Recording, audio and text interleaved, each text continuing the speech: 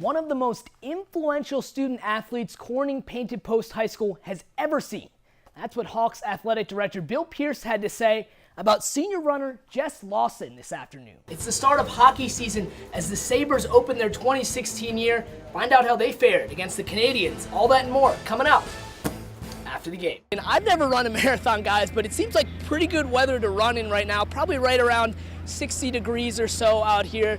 Maybe a little bit damp. What's going on, Logan? We're just about 30 minutes left here before puck drop until hockey is officially back in Elmira. Well, Jenna, are you ready for playoff football? I'm so ready for playoff football. You're so ready? I've been ready for playoff football since about September. All right, that's good. It's getting cold, so it's time for playoff football. The goal of every high school team is to make it to states. And this afternoon, Elmira girls soccer have seen that goal realized. Well, girls volleyball sectional tournaments will be taking place throughout the Twin Tiers this week. But tonight, only 2 local teams were in action, and they were playing each other.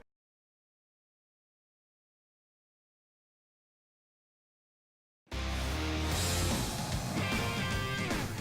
past Sunday, the longest continuously running marathon in New York State returned for another year in the Twin Tiers region. And for the men's and women's winners, it was a day they won't soon forget.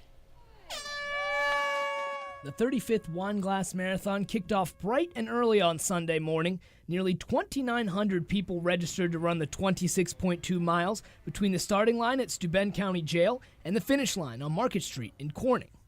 The man who crossed the finish line first, Addison, New York native Brian Morseman. Morseman won for the 4th time at the Wine Glass Marathon and became the most decorated runner in the marathon's history. That was the goal coming in, getting that 4th win, to be the most out of anybody that's ran this race. In the 35-year history, that's an accomplishment, Since this is really my hometown marathon with all my family and friends and my coworkers and everybody out here that can support me.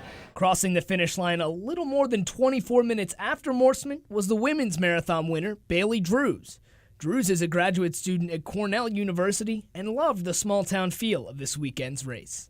I think what makes it unique is all the country roads versus a lot of marathons take place in a city so that was definitely nice, and it was fun to see all the people in the small towns sitting out in their yard cheering. You couldn't go a quarter mile without seeing people cheering. Drews and Morseman weren't the only local winners on Sunday. Wellsville's Tim Chichester and Ithaca's Julianne Quinn were the half marathon victors. And really, the overall winner was an event that continues to bring people back to the Southern Tier.